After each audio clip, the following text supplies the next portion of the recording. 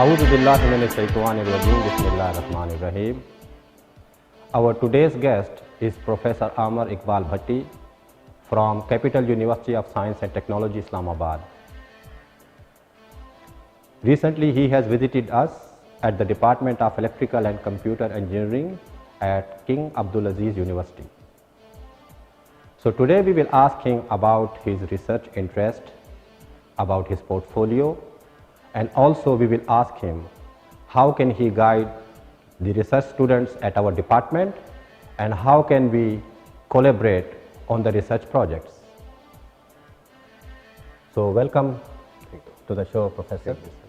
Tell us about yourself to our audience, something which they don't know. Bismillah ar-Rahman ar-Rahim. First of all, thanks a lot, Doctor, for giving me the opportunity to come and talk to you. I must share that I'm not a very outspoken or social guy by myself. I used to be a very shy kid in school and not a topper as well, but I used to be the guy with good concepts, very good learning skills, and maybe not very good in sports, but I had some good aptitude in extracurricular activities. I attribute whatever I'm doing is basically because of my school teachers who sort of built the right aptitude for me. Like in chemistry, I had my teachers, Salimuddin; in biology, Sadul Hassan. They were both very keen on developing concepts, our concepts. They used to tell us that we should not go for numbers, we should go for the right concepts and their applications. This was the main idea behind my all aptitudes towards learning and studies and later on research as well. One thing I want to share with everyone is that I didn't have any intention to go towards research or have a research career, or for that matter engineering career as well. There was a certain professor who used to be founding vice chancellor of Azad Kashmir University, a very renowned philosopher in Pakistan, Dr Ghulam Sadiq. And he sort of arranged as a chairman board of intermediate and secondary education in Lahore. He arranged a competition for us to win President Talent Scholarships, and he sort of guided us that we should go for research. Everyone is going for engineering, for doctor, for medical doctors, for other professions, but one should really opt for research. That's how I came to know about research, and after that I sort of made it up my mind that I would contribute something in research. This was basically, I would say, the main thing from where the whole thing started. So where did you get your bachelor's, master's and PhD degrees, and how did you continue with your profession? Well, Alhamdulillah, I have been blessed that I have been honored to attend the alma mater, which are very renowned nationally and internationally. I did my bachelor's from UET Lahore in electrical engineering in '93. Then I did my master's from Imperial College in '94. This happened only due to the fact that I won a very prestigious science and technology scholarship by Government of Pakistan, and I was ranked something like first, 8th or 9th in the whole nation. And due to that, I got the scholarship and went there to Imperial College, did masters in control systems. Then I went to Leicester University, did a PhD in industrial control systems. Then I stayed there for a year and a half for doing my postdoctoral fellowship, which was on diesel engines and their control and fault diagnostics. Afterwards, I returned back home and joined a government organization which was doing some aviation research. I did some very good research work over there. But after 3 years, I decided to do something less formal, where I had more opportunity to do hands-on stuff. So I joined a DSP company in Pakistan, and we worked a lot on voice over IP solutions and things like that. And after that company, we formed two institutions. I was a part of the founding team of the institution of CASE, which is Center for Advanced Studies in Engineering, and CARE, which is Center for Advanced Research in Engineering. CARE is a company and CASE is this a teaching institution or fellow university. And I was proud to be part of the founding team of both these institutes. I worked for nearly 7 years plus. After that, I joined Muhammad Ali Jinnah University, which is now Capital University, and I decided to make my own research group, work with that research group, and for last 12 years I'm doing the same. Yeah.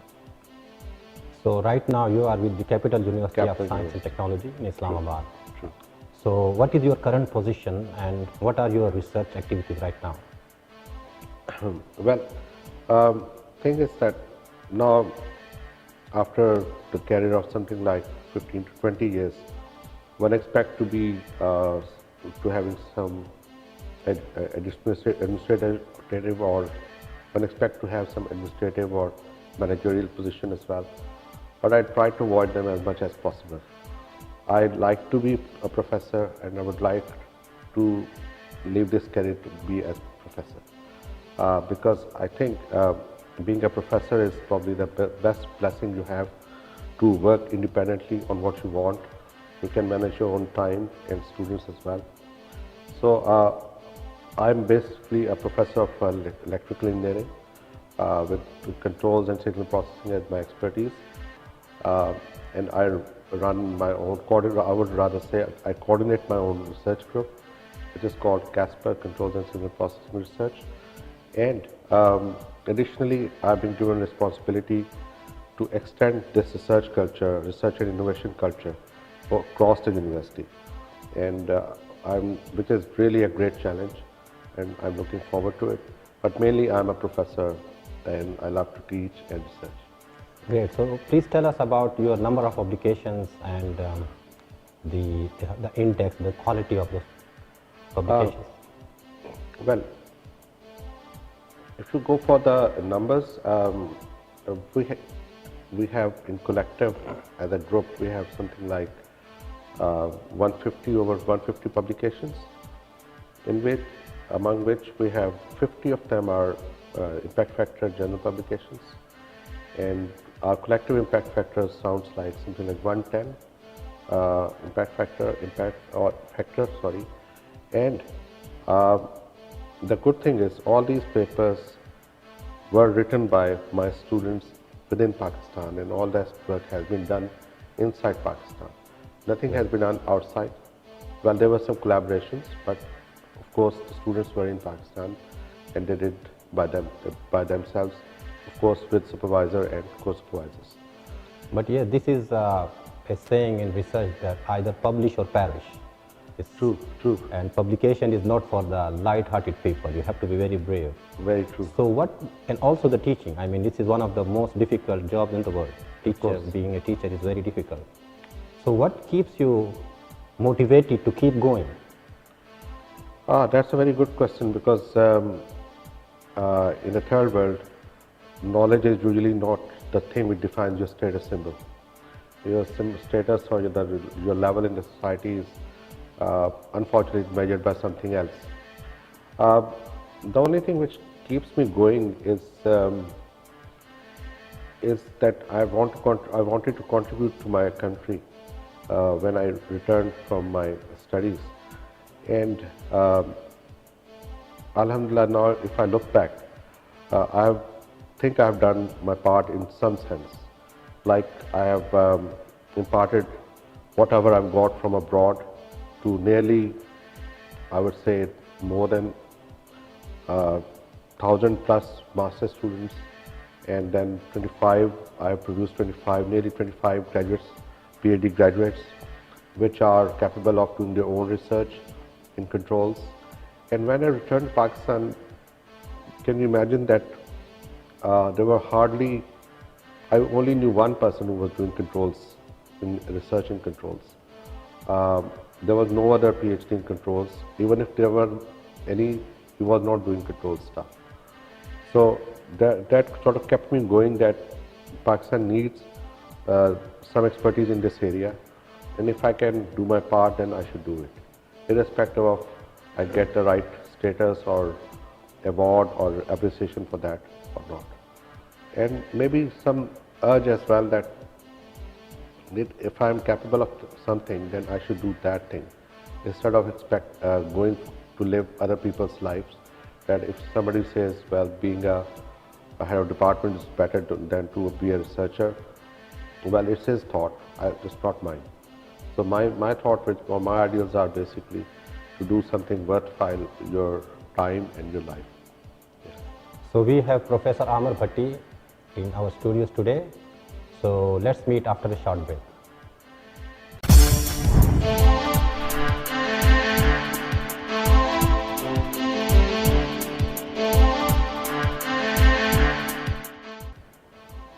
Welcome back.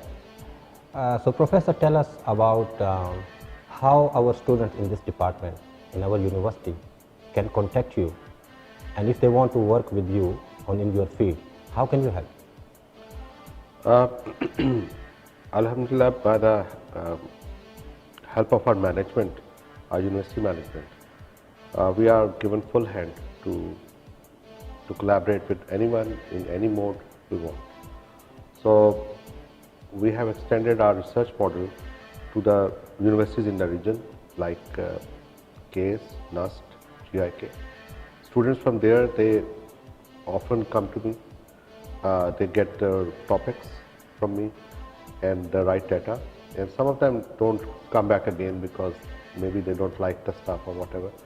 But many of them do return, and they keep on contacting by calls, by mails, by even by Skype to discuss the stuff and keep on working in their own departments. They don't have to register with CUST. They don't have to actually come to CUST for doing any collaborations. Or every media or IT tool for communication is welcome.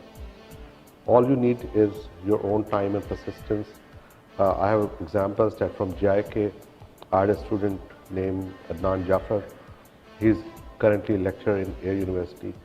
He did all the work while sitting in GIK and published it in an impact factor journal with my topic, with my help, with my data. So is it possible to extend that model to King Abdulaziz University? Sure. Why can not? Students visit you there?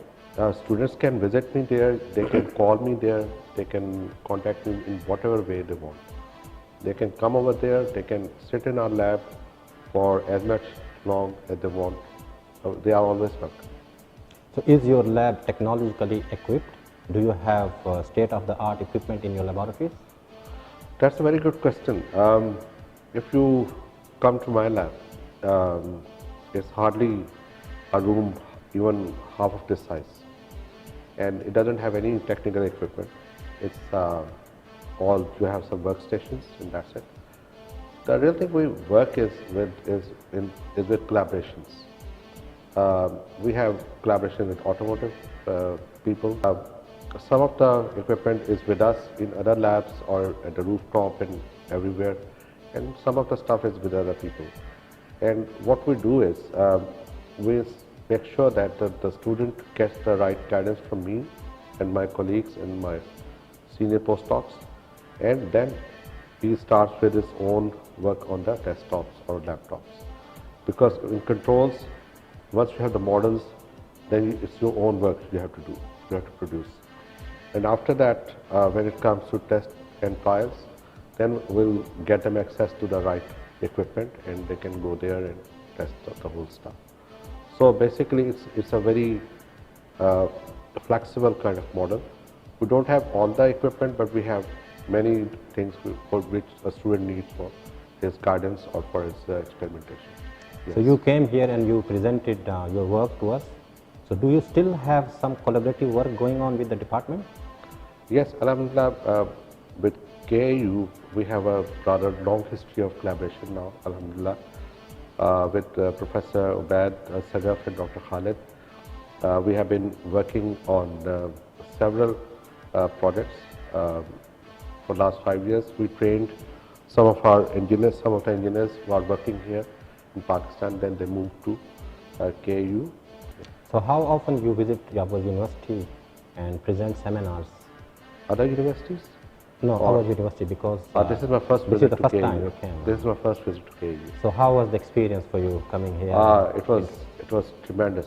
I would say while in Pakistan, for some odd reason, the only university I was closely familiar with was King Fahd University, because my younger brother studied there for some time. But when I visited King Abdulaziz here,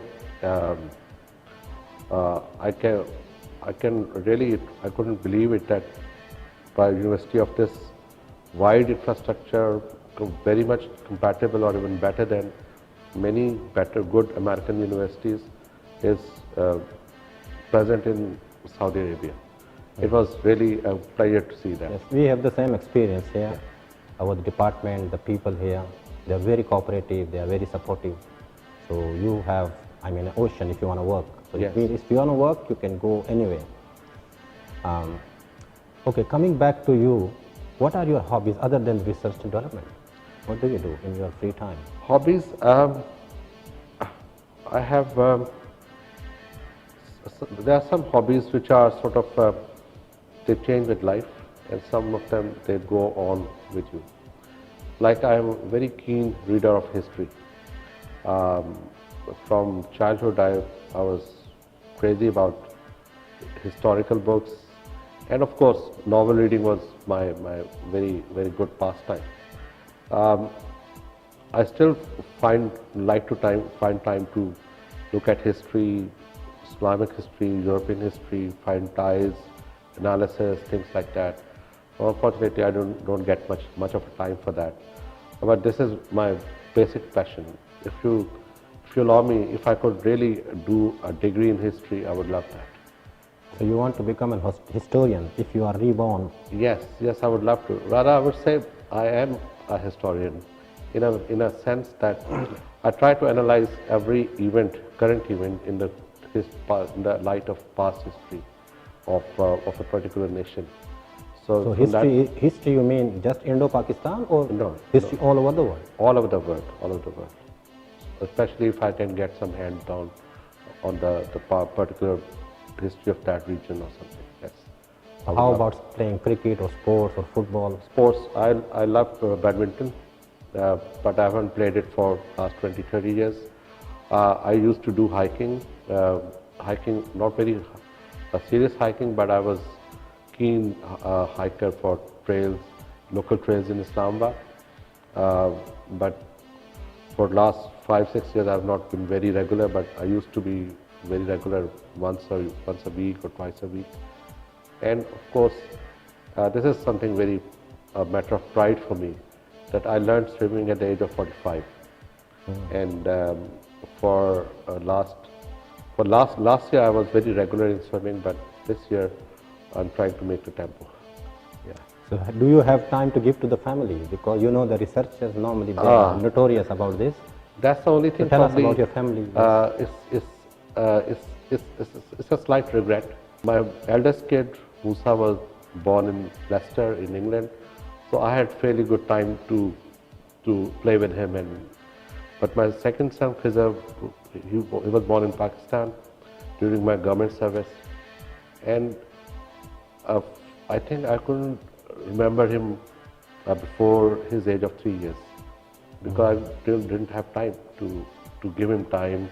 For the third kid, yes, Nafib, I've been very, I think I've given him much more time than the other kids. But you are right that the best time to give them to the kids is your prime time, and probably I lost that window. But I'm trying to cover it up now. I hope it's not too late. It's not too late? Yes. They still love you. They will. Yeah. When they will see what their Baba is doing for the Yes. nation, for the people, for the community, definitely they will love you later on. I hope so. I hope so. We hope so. Yeah. So now, in the end, we would like you to give message to the people, to your students in Pakistan, also your students, or to be students from here, or faculty member, other people. So you can please look into the camera and give your message. I'm not worthy of giving message because I don't consider myself to be a good, very ideal human being. But being a student and researcher, I would like to recommend that live your life according to your own standards and own passions and ambitions. Don't try to copy other people. And if you want to be in research just because you want to be, then try to focus on concepts. Don't go for grades, marks, or shortcuts. Only concepts can lead you to something really sustainable in research. There is no other way. Even if you think that there are some shortcuts to making concepts, you'll find it the hard way that this is something wrong. That's it from my side. Yeah. So thank you very much for you being very with much. us. It was a pleasure to have you. Same And here. see you sometime. Inshallah. Please subscribe to this channel on YouTube and press the bell button. ولا تنسوا الاشتراك بقناة توتو على اليوتيوب، وكمان تكبسوا على زر الجرس عشان يوصلكم كل جديد. Thank you and شكرا.